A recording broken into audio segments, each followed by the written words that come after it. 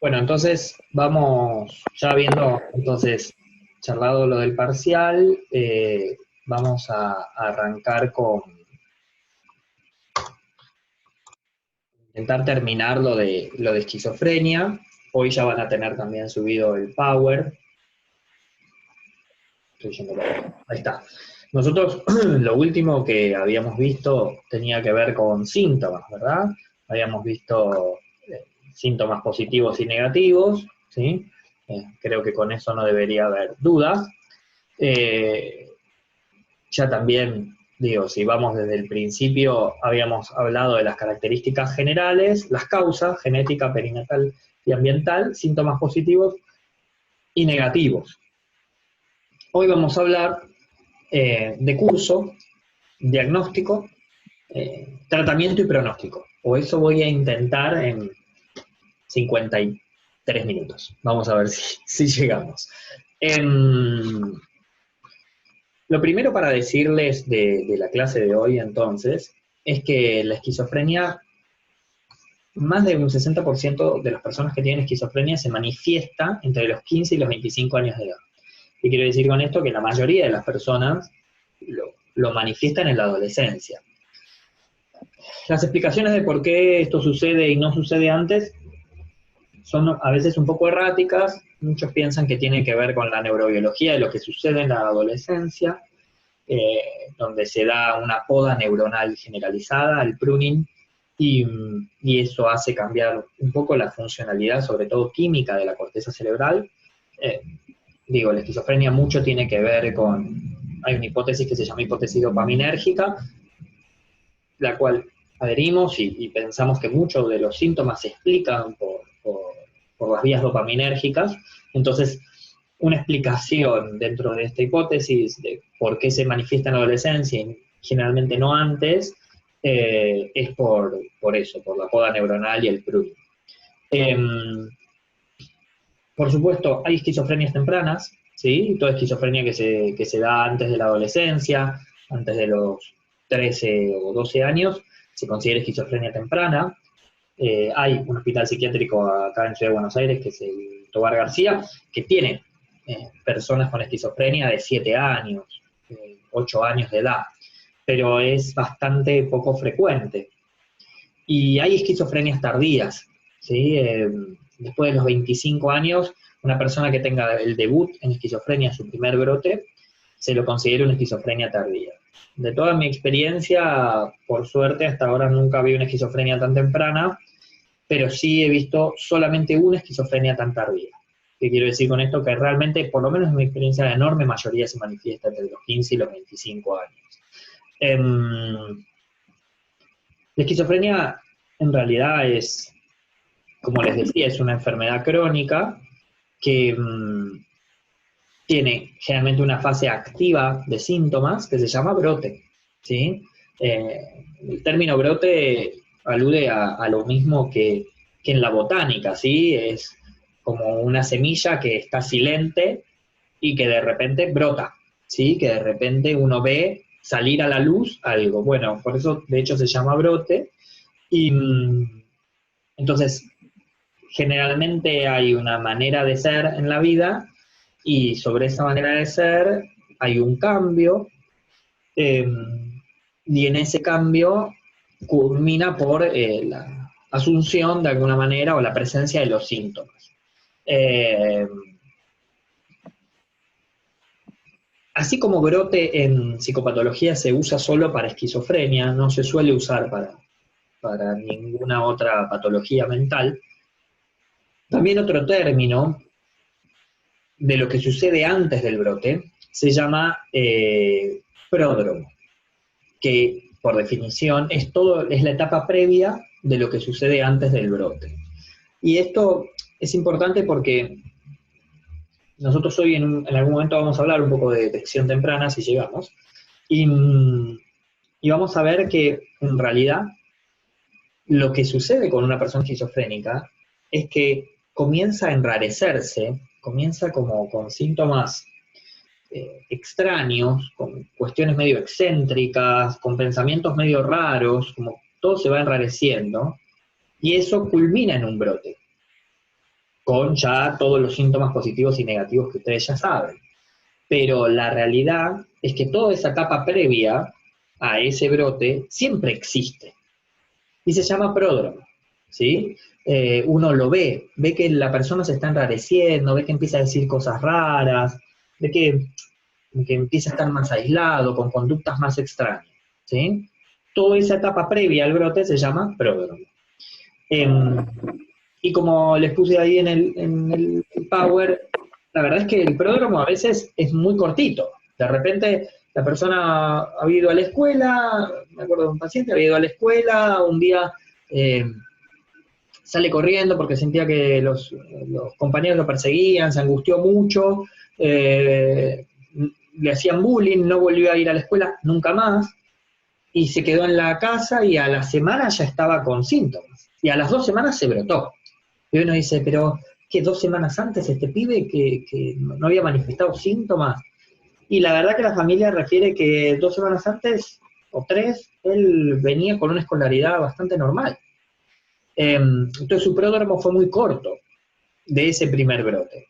Y otros pacientes, que también me acuerdo de uno, que de repente, no sé, empezó a cambiar el pensamiento, empezó a decir que entendía el mundo ahora de otra manera, que empezó a vestirse de otra manera, a comportarse de otra manera, dejó de ir a la escuela, empezó a trabajar, me acuerdo, con la abuela, y cada vez estaba como más raro, ¿no? De repente, una mañana se fue a un local de tatú y volvió con 5 piercing todos juntos, y se fue cada vez volviendo más raro, más raro, más raro, más raro, y llevó meses ese proceso de enrarecimiento, ¿no? Y un día tuvo un brote. Entonces, es importante que nosotros entendamos que antes del brote de la esquizofrenia, siempre hay síntomas difusos de la enfermedad que se van dando, y a veces en mucho tiempo y a veces en poco. Me acuerdo con las familias, siempre pongo un ejemplo sobre el pródromo, y digo, es como un día, ¿no? Un día con el clima. Digo, un día por ahí amanece como hoy soleado, y vos ves todo el día soleado, y de repente 3 de la tarde, ¡pum!, se nubló, llovió, y listo. Y vos decís, a las 9 de la mañana era un día hermoso. ¿Y cómo terminó? Lloviendo, terrible, con viento, 3 de la tarde, ¿no? Nadie se lo esperaba. Y digo, bueno, hay a veces que hay personas que manifiestan esquizofrenia así. El día venía normal y de repente, pum, se nubló y se brotó. Y hay otros días donde ya amaneció nublado, medio ventoso, todos sentíamos que tarde o temprano iba a llover, ya todos fuimos abrigados a la calle, cuando todavía podíamos salir a la calle, ya nos preparamos porque sabíamos que eso iba a pasar. Y pasó. Entonces, está bien, nadie se sorprendió, fue largo el pródromo, pero sucedió igual. ¿Me siguen hasta acá? Entonces, hay pródromos que realmente son mucho más largos y pródromos que son mucho más cortos. ¿Por qué hago insistencia con el tema del pródromo? Porque cuanto mejor entrenados estemos en entender y en ver el pródromo, antes vamos a poder tratar esta enfermedad. Digo, muchas veces es muy difícil detectar el primer pródromo, que sería antes del primer brote. Muy difícil. De hecho, las familias, probablemente la mayor queja que tienen, o la mayor angustia más que queja, es cómo no lo detectaron antes. Porque la realidad efectiva es que si uno detecta bien el pródromo y lo trata, muchas veces la enfermedad no termina de manifestarse, ¿sí? Se lo entiende como una manifestación de la enfermedad, pero no se manifiesta en su conjunto, en completo. Entonces muchas familias dicen, pero yo me di cuenta que esto estaba pasando, ¿cómo no hice algo? ¿No? Y la verdad es que el primer pródromo no solo es la familia el que generalmente no hace, los profesionales tampoco. O sea, la mayoría de los profesionales dicen, bueno, hay que ver, puede ser una crisis adolescente, porque como esto sucede en la adolescencia, el primer diagnóstico diferencial es crisis adolescente. Entonces dicen, no, bueno, es una crisis, ya se le va a pasar. Y bueno, sí, está bien, es lógico, ¿no? Que primero pensemos que es una crisis adolescente y no que es un pródromo esquizofrénico. El tema es que si después se brota, decimos, puta, no era una crisis adolescente, era un pródromo. Por eso, a mí me gusta dar la batalla sobre detectar el primer pródromo, pero la verdad es que en un punto para las familias es una batalla perdida, porque la verdad es que muy difícil. Pero cada brote que una persona con esquizofrenia vaya a tener va a venir antecedida de un pródromo. Entonces lo que tenemos que entrenar, sobre todo a la familia y quizás a los pacientes o a los usuarios, y sobre todo a los profesionales también, es en detectar los siguientes pródromos.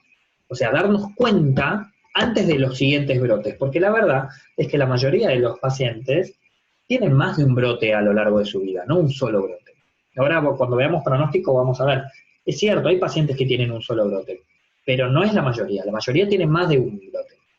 Y si nosotros detectamos los pródromos antes de los siguientes brotes, tenemos muchas chances de que ese paciente no se brote si lo tratamos farmacológicamente, digo, directamente. Eh, y, y si el brote no se manifiesta, el deterioro es menor, porque también a mayor cantidad de brotes, mayor deterioro cognitivo tiene la persona. ¿Sí?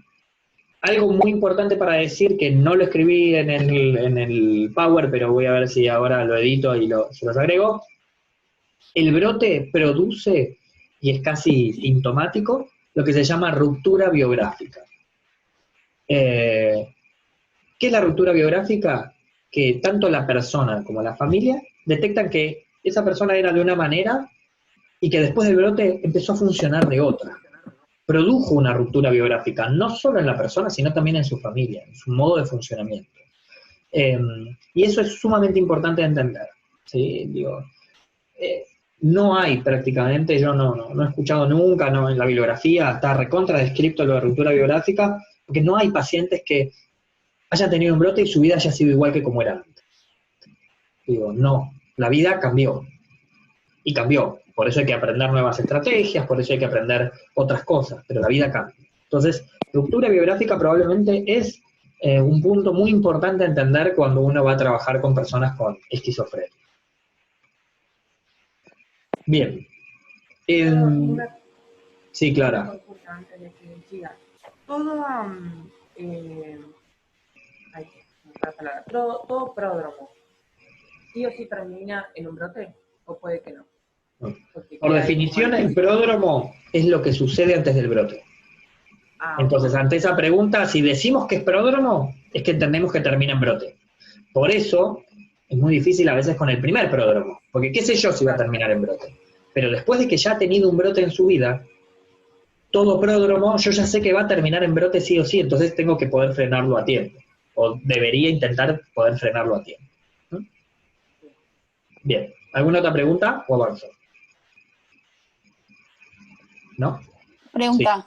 Sí, Bianca. ¿Cuántos brotes puede tener una persona, digamos? Porque hablas como de muchos. Ahora cuando veamos pronóstico lo vamos a ver. Ahora en pronóstico, que son 3 filminas después, vamos a hablar de eso, de cantidad de brotes y todo eso. Sí. ¿Alguna pregunta más? ¿Sigo? Bien. Diagnóstico. Generalmente el diagnóstico de esquizofrenia, muchos pensamos que el diagnóstico de esquizofrenia es como un paraguas grande que engloba como muchos diagnósticos por debajo, pero generalmente se divide en 4 grupos, ¿no? La esquizofrenia generalmente se diagnostica como esquizofrenia paranoide, que es de hecho la más común, que es la esquizofrenia que suele tener muchos síntomas positivos, ¿sí? Muchas alucinaciones, o muchas, bastante pseudoalucinaciones y bastante delirios, delirios paranoides o cualquiera de los otros tipos de delirios también se los diagnostica como esquizofrenia paranoide, pero con delirios erotomaníacos, ¿sí? Y quizás algún síntoma negativo, ¿sí? Quizás un poco de aislamiento o un poco de aplanamiento afectivo, ¿sí? Es la esquizofrenia más común, la esquizofrenia paranoide. Es la esquizofrenia que los psicofármacos mejor efecto hacen. Entonces, digo, la mayoría de los ejemplos que ustedes encuentren en la vida, no sé, de películas o qué sé yo, sobre esquizofrenia, generalmente hablan de esquizofrenia paranoide. Es la esquizofrenia más común. Los fármacos suelen ser eficientes en gran medida, y generalmente los brotes se dan, como les decía, en la adolescencia.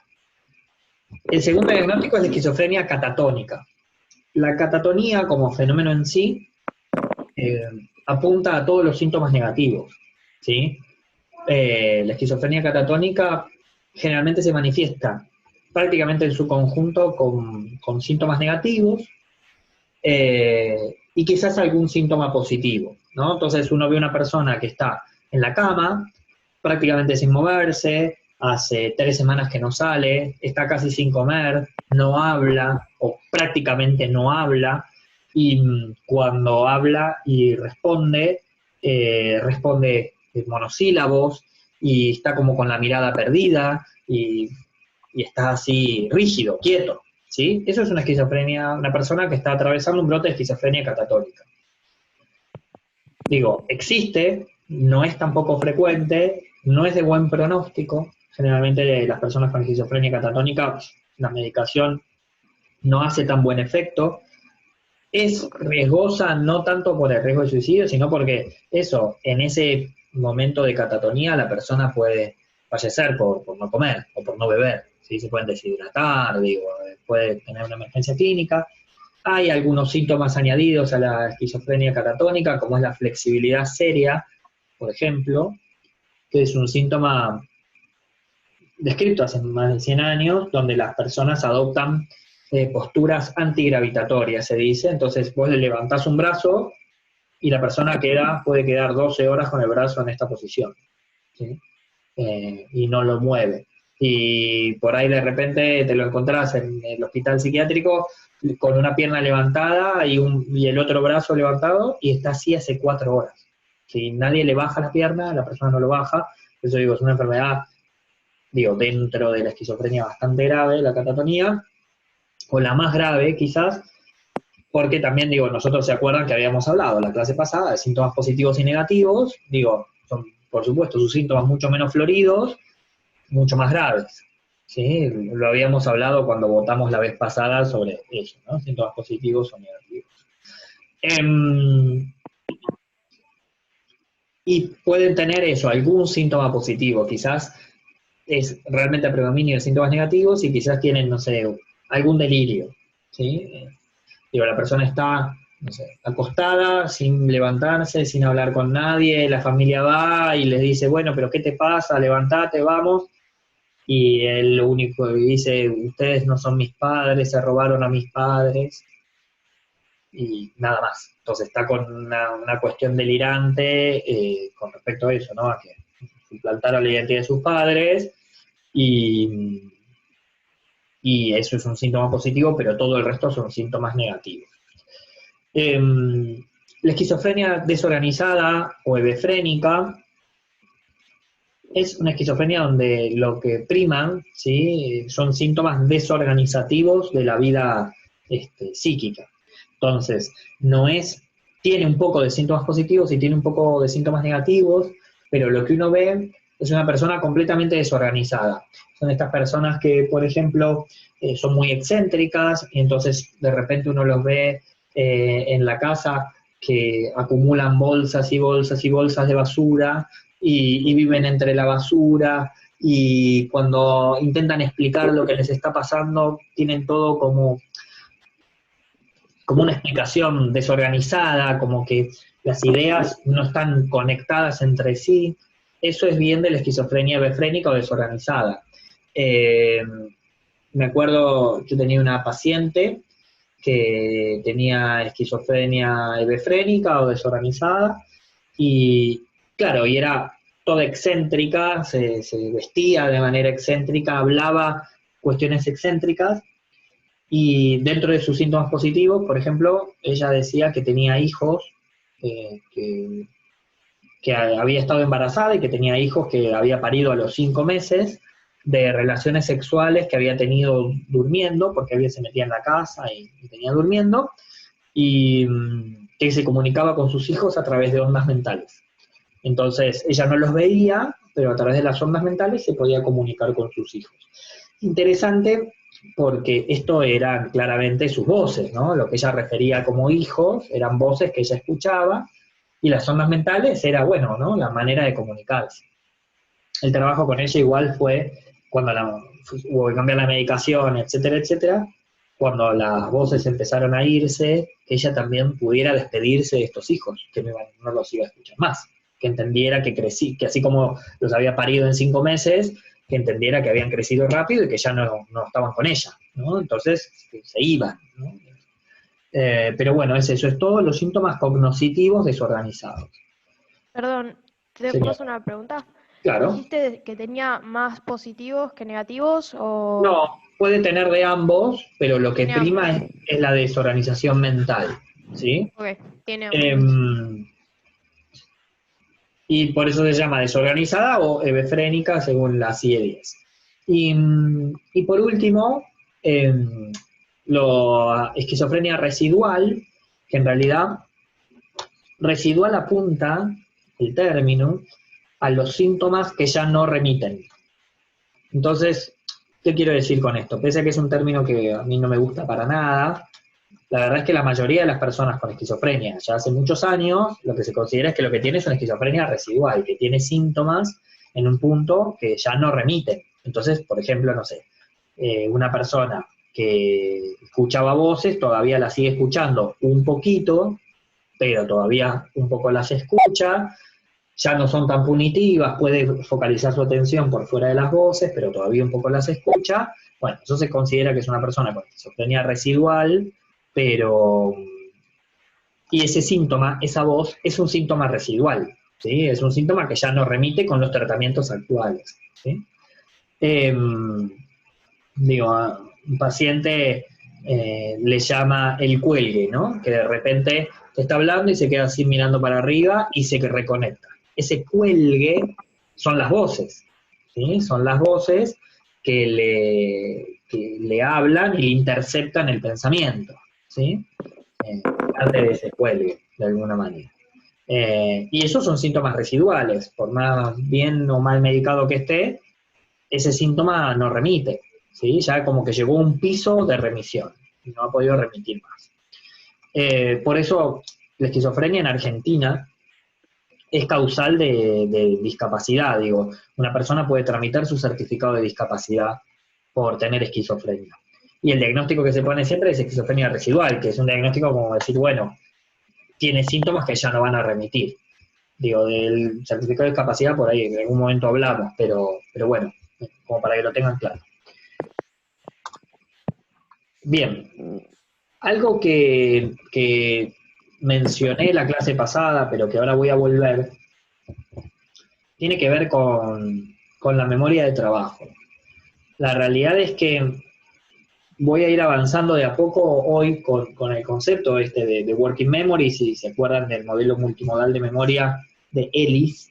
Él plantea que la memoria de trabajo se encuentra una parte en la memoria de corto plazo, que es una memoria operativa, que es una memoria online, que es la memoria que nos permite asociar conocimientos previos con conocimientos futuros, es la memoria que nos permite poder focalizar y jerarquizar nuestros conocimientos y hacia dónde vamos. Digo, yo poder dar esta clase, para yo poder dar esta clase de una manera ordenada, eso depende de mi memoria de trabajo, de mi capacidad de ordenar los conocimientos, qué viene antes, qué viene después, cómo lo quiero decir, poder anticiparme, tener capacidad de anticipación, pero también poder establecer un orden de eso. La realidad es que la memoria de trabajo es lo que más está en déficit a nivel cognitivo en las personas con esquizofrenia. Y nada tiene que ver ni con los síntomas positivos ni con los síntomas negativos. Y nada tiene que ver con el brote, ni nada tiene que ver con los diagnósticos. Por eso, durante muchos años, donde no había tratamiento psicofarmacológico, todo el fenómeno de la esquizofrenia eran los síntomas, ¿sí? Era el brote. Cuando empezaron a haber tratamientos psicofarmacológicos eficaces, que ahora es lo que vamos a hablar, empezaron a aparecer otras cosas que también subyacen a la patología esquizofrénica, que no tiene que ver con los síntomas ni positivos ni negativos. Y de hecho, estos déficits en la memoria de trabajo están después del brote, pero también muchas veces están antes del brote. De hecho, se piensa que es un déficit que preexiste a la manifestación de la enfermedad. Y de eso un poco también vamos a seguir hablando hoy, pero es importante porque los tratamientos psicológicos para personas con esquizofrenia van a tender siempre a fortalecer o a mejorar o a estimular esa memoria de trabajo. Porque si la persona está mejor estimulada con esa memoria de trabajo, tiene mejores posibilidades de poder programar, generar consecuciones y realizar actos con respecto a su vida, ¿sí? Porque ya puede ser que los síntomas estén compensados, pero la memoria de trabajo no hay medicación que la estimule, ¿sí? Una estimulación externa. Hay 3 pilares de tratamiento, así como hablamos de 3 orígenes de la esquizofrenia, ¿no? De origen genético, perinatal o ambiental o psicosocial. Hay 3 pilares de tratamiento de la esquizofrenia, que es el psicofarmacológico, la psicoeducación familiar y la psicoterapia de desarrollo psicosocial. El psicofarmacológico, para hablar rápidamente, es el primer pilar. Sin tratamiento psicofarmacológico no hay tratamiento en esquizofrenia. Quiero que se graben esto porque es importante. Hoy no. Esta semana justo me consultó alguien porque a su hija el psiquiatra le dijo, bueno, suspendamos la medicación porque ya está muy bien y vemos cómo nos va. No, en esquizofrenia los estudios muestran que suspender la medicación antipsicótica produce recaídas de más del 95%. O sea, realmente, si el diagnóstico está bien hecho, no se suspende más la medicación. Digo, la medicación se va a dar de manera continuada. Como para que sepan, apenas de psicofarmacología, el mundo de antipsicóticos se mueve entre antipsicóticos típicos, que son más antiguos, que suelen tener muy buena respuesta, pero suelen dar bastantes efectos adversos, son económicamente más baratos y suelen ser de primera elección. Digo, generalmente se arranca por ahí. Digo, si alguien tiene un brote psicótico, lo primero que se le suele dar es un psicofármaco, un antipsicótico típico, como es el alopidol. El tema es que tiene muy buena respuesta al tratamiento, pero suele tener muchos síntomas adversos. Y otro enorme mundo de antipsicóticos que son los atípicos, que van desde la risperidona, la olanzapina, el aripiprazol, la quetiapina, a la clozapina. Digo, es como un abanico grande que algunos tienen mejores respuestas para algunos síntomas en algunas personas, otros tienen mejores respuestas para algunos síntomas en otras personas, y suelen tener menos efectos adversos. Entonces, generalmente de primera elección se dan los típicos para ver si tiene buena respuesta y por ahí no tiene muchos efectos adversos, y después de mantenimiento generalmente se lo pasa a un antipsicótico atípico, que son más nuevos, son mucho más caros económicamente, pero también suelen tener menos efectos adversos. Si retomo un segundo de lo que hablé del certificado de discapacidad, que una persona pueda tramitar el certificado de discapacidad con el diagnóstico de esquizofrenia hace que los fármacos los cubra las obras sociales al 100%. Entonces, no está mal, digo, no es lo primero que se hace, por supuesto, pero no está mal pensar en el certificado de discapacidad porque deja de importarnos si el antipsicótico es caro o barato. Digo, un antipsicótico puede salir 500 pesos por mes, para una familia puede ser un poco complicado, para otras no, pero hay antipsicóticos que el tratamiento mes puede estar arriba de 25.000 pesos, son los atípicos. Entonces, ahí el grupo de familias donde se le resulta más complicado sostener algo que va a ser de por vida a precio de hoy 25.000 pesos por mes, ahora hay un certificado de discapacidad que le corresponde, es un derecho debido a la patología mental que tiene, termina cubriéndolo el 100% del Estado. Entonces, ya deja de importar si es caro o barato porque ya lo cubre el Estado. Pero bueno, esa es otra discusión. Eso como primer pilar de tratamiento, la psicofarmacología. El segundo pilar de tratamiento en esquizofrenia es la psicoeducación familiar. La psicoeducación familiar, ¿alguien quería preguntar algo? ¿O? ¿No? ¿Sí? ¿Bien? Bueno. La psicoeducación familiar, sigo entonces, apunta al trabajo directo con las familias. La psicoeducación familiar, en realidad, tiene como 2 o 3 patas principales. Una, que las familias conozcan acerca de la enfermedad. Cuanto las familias más conozcan de la enfermedad, también van a poder desarrollar mejores estrategias para trabajar y para vincularse con su familiar. Digo, piensen que hubo una ruptura biográfica. Digo, el familiar deja de ser como era. Entonces, claramente, hay que desarrollar nuevas estrategias. Esto es así. Y como hay que desarrollar nuevas estrategias, sobre esas estrategias van a tener que aprender. Digo, lo que les sale de movida no va a servir con su familiar ahora. Típico caso, muchas veces las personas que están tomando psicofármacos duermen mucho y las familias dicen, bueno, el domingo es el día para toda la familia, ¿no? Entonces, por ahí la persona está durmiendo mucho y por ahí se levanta después del horario del almuerzo. Todos los domingos pelea porque se levantó después del horario del almuerzo.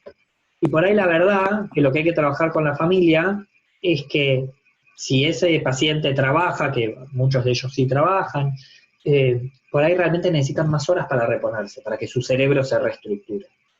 Entonces lo que hay que trabajar es la frustración de que, bueno, quizás no es el domingo al mediodía el momento que van a poder compartir juntos, pero sobre todo que gritarle y pelearse todos los domingos porque no lo pueden compartir, termina generando un estrés mayor que el beneficio que puede generar, porque la persona no lo controla, necesita descansar. Entonces por ahí es preferible, bueno, que almuercen los que estén, y que el momento de compartir todos juntos un domingo, si es lo importante, que sea la merienda, donde la persona va a poder estar bien, pero que dejen de cargar sobre la persona el estrés de tener que levantarse antes de las 12 del mediodía, porque por ahí no lo puede hacer. Porque entre la psicofarmacología que toma, más lo que le lleva de tiempo a estructurar su cerebro, por ahí no lo puede hacer. Por ahí sí, pero digo, es el típico ejemplo de, bueno, trabajemos sobre esto, porque en realidad la frustración es de los padres de que quieren que él esté el domingo al mediodía. No es el beneficio de lo que el paciente necesita. ¿Me siguen hasta acá? Entonces, la psicoeducación, insisto, tiene una pata importante que es que se conozca acerca de la enfermedad. Otra pata importante que es que haya ayuda mutua, ¿sí? Hay un grupo de psicoeducación en Argentina que se llama PEF, con el cual yo trabajo bastante, que es una asociación argentina de ayuda a la persona que padece esquizofrenia y su familia. Son grupos de ayuda mutua donde escuchan al que recién le dieron el diagnóstico, al que acaba de brotarse, son grupos, y también ese también puede escuchar al que ya hace años que convive con la enfermedad, que ya trabaja, que ya pudo tener pareja, como poder pensar un futuro. Entonces, es muy importante eso, es muy importante que haya un espacio donde poder angustiarse por todo esto, donde poder trabajarlo y no recargárselo al familiar que está padeciendo una enfermedad y que, por supuesto, como ya hablamos, nada de culpa tiene de padecerla, digo, ¿no? No es culpable por padecerla, ni responsable siquiera. Entonces, por eso lo segundo que es muy importante en la psicoeducación es que existan grupos para que las familias se conozcan entre sí y puedan acompañarse. Y lo tercero, pero que probablemente es lo primero, tiene que ver con trabajar un concepto que se llama expresividad emocional, que es un concepto de Julian Leff, un psiquiatra inglés, que plantea que a las personas con esquizofrenia, debido a su vulnerabilidad mental, la realidad es que la expresividad emocional les hace mal. Debido al déficit de la memoria de trabajo y a una cuestión hipotalámica, les cuesta jerarquizar y entender muchas veces las emociones y entender de qué manera los pueden afectar. Entonces, por ejemplo, si una familia tipo, vamos a decir, se enoja con el paciente y dice, no, pero ves lo que hiciste esta vez, el paciente puede sentir pero sentir profundamente que ya no es bienvenido en esa familia, que realmente no merece estar ahí, que todos los problemas que pasan son culpa de él. Y cuando uno habla con los pacientes después, realmente lo sintieron. Y si uno trabaja y dice, no, pero a ver, todos tienen derecho a enojarse alguna vez, digo, la familia es normal que alguien se enoje alguna vez, no es que se enojan siempre con vos, no es que no te quieran, cuesta reencauzar el tema. ¿Por qué? Porque no procesan bien las emociones, ni las negativas, ni las positivas. Entonces, por eso Julian Leff lo que dice es que lo que hay que lograr, bueno, por eso aclaré que leer inglés, es transformar estas familias italianas, explosivas, de mucho abrazo, mucho beso y mucho grito, en una familia inglesa, como más ordenada y con menos expresividad emocional. La realidad es que es un concepto muy, muy importante a trabajar, porque tampoco procesan bien las emociones positivas. Entonces, si la familia dice, ay, qué bien que estás, cómo te quiero, como que la persona se siente realmente invadida. Pero se siente invadida porque lo que es disfuncional es sus fronteras entre el mundo interno y el mundo externo. Digo, de esto hemos hablado cuando hablamos de estructura. Entonces, esas emociones exacerbadas terminan dañándolo, generándole estrés y no pudiendo procesarlas. Por eso, gran parte del trabajo con las familias van en estos pilares, que la familia entienda la enfermedad, que las familias se conozcan entre sí y que puedan saber en qué etapa están, si están cuando recién le dieron el diagnóstico o si están en el momento donde ya su hijo o su familiar ha podido avanzar, y sobre todo trabajar sobre la expresividad emocional, ¿sí? Sobre más tranquilos, más calmos, más ordenados, ¿sí? Y el tercer pilar de tratamiento, pero es el tercero y va en orden, o sea, si no hay psicofarmacología no hay nada. Si hay psicofarmacología, lo siguiente que tiene que haber es psicoeducación familiar.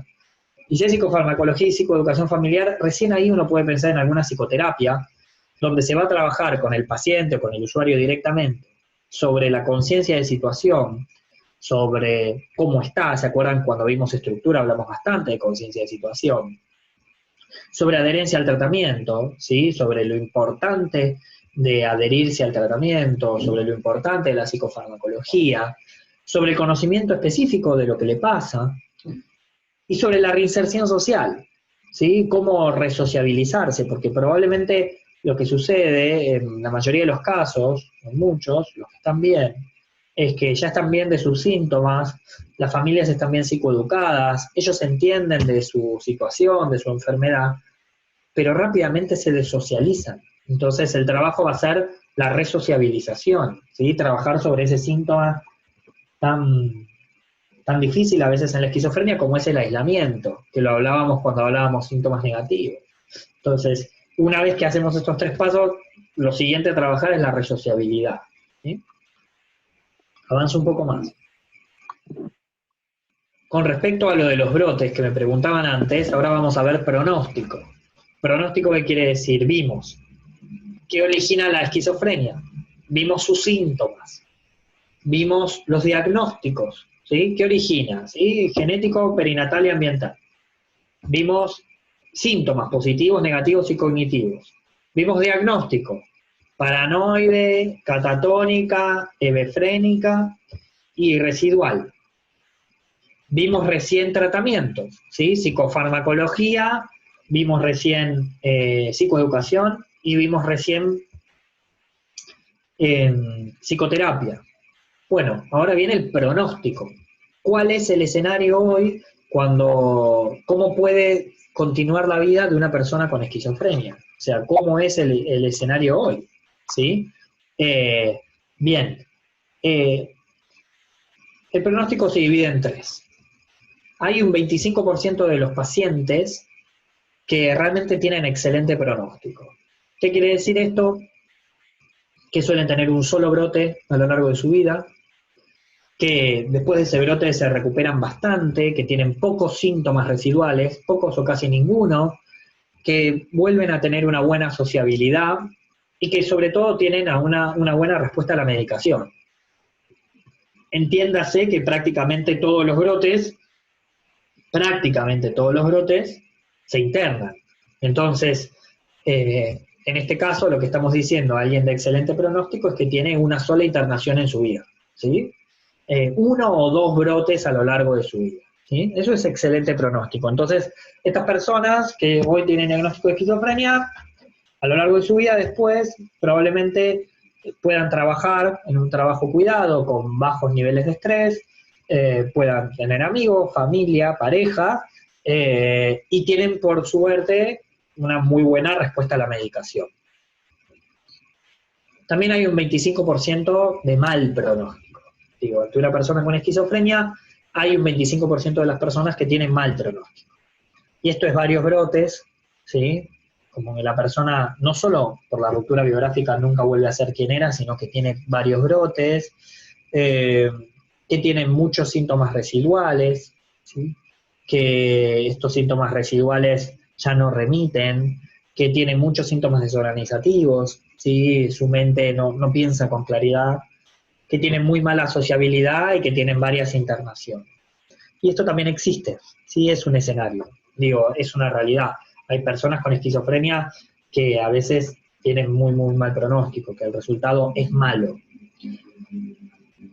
Y un 50% que tiene un pronóstico de regular a bueno. Tiene algunos brotes a lo largo de su vida, le quedan pocos síntomas residuales, aunque todavía los tiene, por ejemplo, voces, ¿sí? Las voces lo acompañan.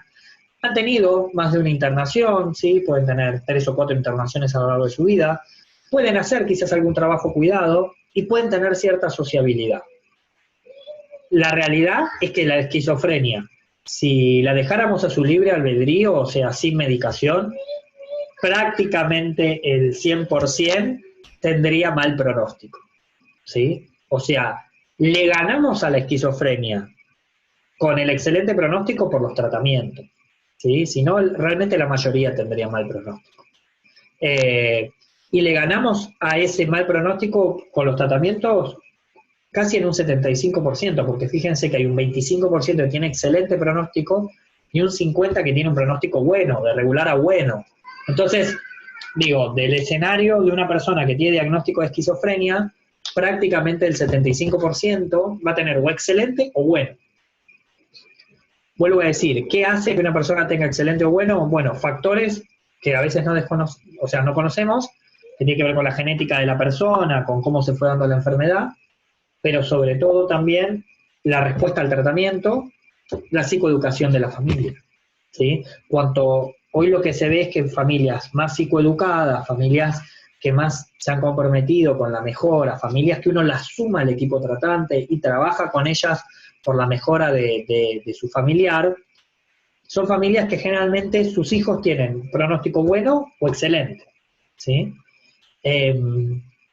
Pero también pasa, digo, chicos que no responden a ninguna medicación, y si no responden a ninguna medicación está bien, uno puede trabajar con las familias, pero realmente ya el pronóstico malo lo dio, o el resultado malo lo dio, la falta de respuesta a la medicación. Y ya ahí es poco hoy lo que se puede hacer. De todos los casos, yo tengo uno solo en la cabeza en este momento, de que con 13 años tuvo un brote, le dimos una medicación, le dimos la otra, no anduvo, le dimos la tercera, no anduvo, probamos con una cuarta, con esa anduvo bien, pero tuvo una emergencia clínica, médica, que hay algunas medicaciones que solo pueden dar, y tuvimos que hablar con las familias y decir, mire, ahora que lo vemos mejor, médicamente está mal, y entonces hay que volver a medicaciones que ya sabemos que no funcionan, y ya ahí que puedes trabajar con la familia.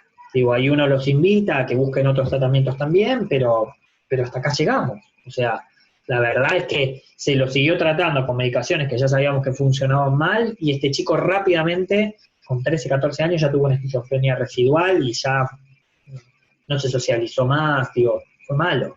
Pero realmente de la enorme mayoría de los pacientes o de los usuarios, muchos trabajan, muchos viven solos, muchos tienen familia, algunos tienen familia, algunos tienen pareja, sobre todo amigos, muchos tienen amigos, pueden sociabilizarse, digo, y eso es casi el 75% de los pacientes, digo, no es poco el escenario. Me voy a meter 5 minutos como mucho para hablar de detección temprana. Cuando yo les hablaba del pródromo, este es un cuadro que lo saqué de hecho del libro de Vallejo Rulova.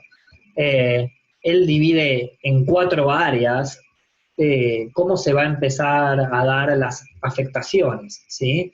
Desde la conducta, con los cambios del comportamiento, el pensamiento, ¿sí? Las ideas extrafalarias, cognitivo y motor, así como ciertos déficits en la concentración, y social y laboral, ¿sí? Como empieza a haber un deterioro o un aislamiento social.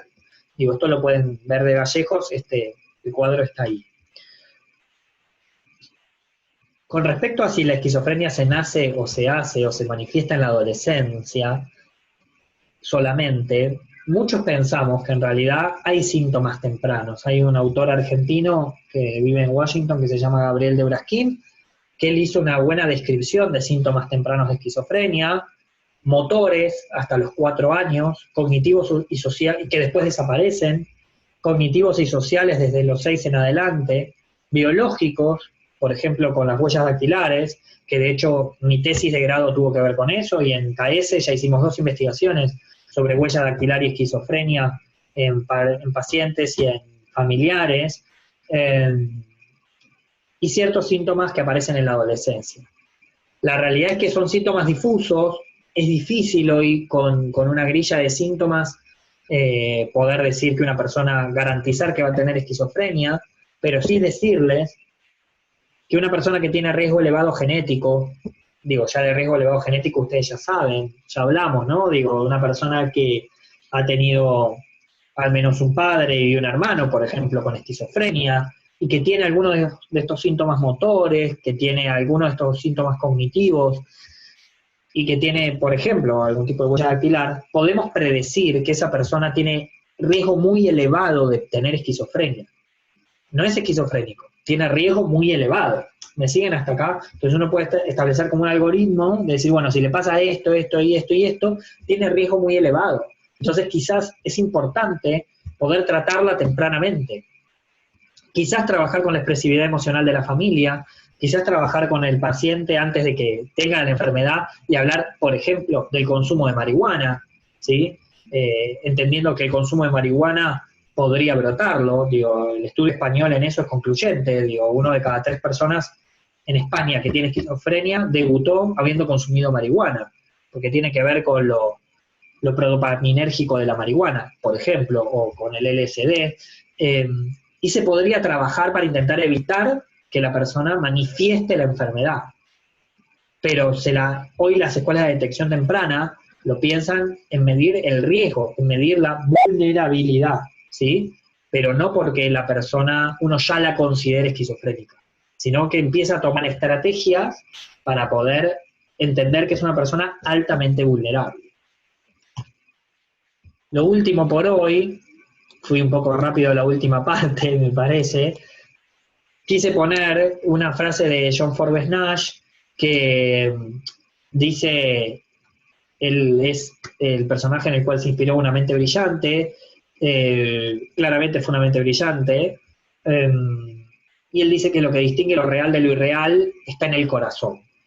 Entiendo que él apuntaba a que la mente, a través de sus delirios y sus alucinaciones, no le permitía muchas veces poder distinguir qué es real de irreal. De alguna manera, sobre esta frase, el otro día grabé un video para esta asociación, para PEF, sobre esquizofrenia y psicoeducación, y una usuaria, o sea, una paciente, escribió en las redes, resonando con esta frase, diciendo que ella antes de cada internación se había vuelto violenta, y que empezó a sentir con el corazón que la familia no era culpable de lo que le pasaba, y eso evitó que en la siguiente internación, que también la tuvo, se pusiera violenta. Como que ella tuvo que distinguir, jugar en contra de lo que sentía o de lo que pensaba con la mente versus lo que sentía con el corazón, ¿no? Entonces, bueno, me parece interesante para pensarlo así.